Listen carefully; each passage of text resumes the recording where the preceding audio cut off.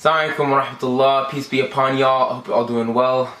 So I promised myself I wasn't gonna do this. Like, I wrote this idea of a video back when I was on my way to Umrah back in March. But I need to rant. Allah subhanahu wa ta'ala says in ayah 125 of Surah Al-Nahl, "Ud'u ila sabili rabbika bil hikmati wal maw'izati al-hasana." Call to the path of your Lord, call to the way of Allah subhanahu wa ta'ala bil hikmah wal maw'izati al-hasana, with wisdom and good counsel. وَجَادِلْهُمْ بِالَّتِي هِيَ أَحْسَنُ, and argue with them in the best of manners. It's so crazy how applicable this verse is to our lives today. Because nowadays we have people, aka the Haram Police, who think that it's okay to just go to someone and treat them like absolute junk because of something they did. First of all,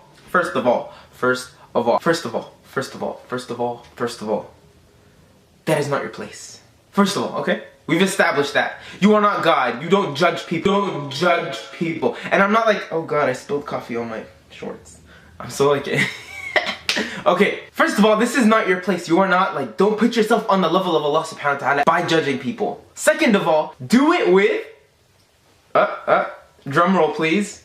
Bil hikmah. God said so, not me. Allah subhanahu wa ta'ala said, do it with wisdom, do it with care, do it with kindness. The Prophet of Allah alayhi salatu wasalam, when he would give advice to people, he would never make them feel like junk. He would never make them feel like crap. He would never belittle them. He would dignify them. And the advice he would give them would be out of love. And this is obviously first a reminder to myself and then to you all, inshallah. But like, keep this in mind. Because nowadays we have people, when they see a girl who's not wearing the hijab properly, they're like, stop in the name of Allah, this is haram.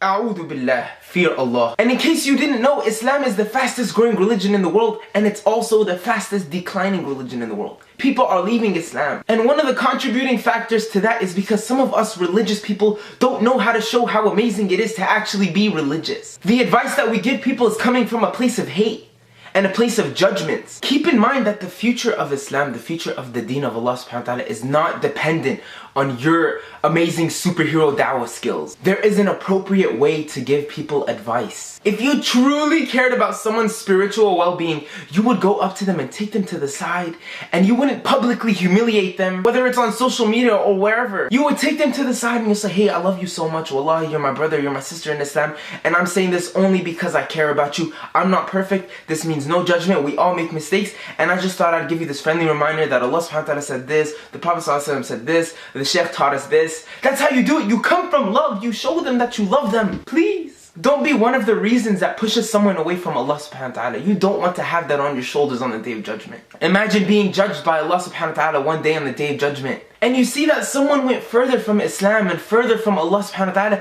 because of the way you gave them advice.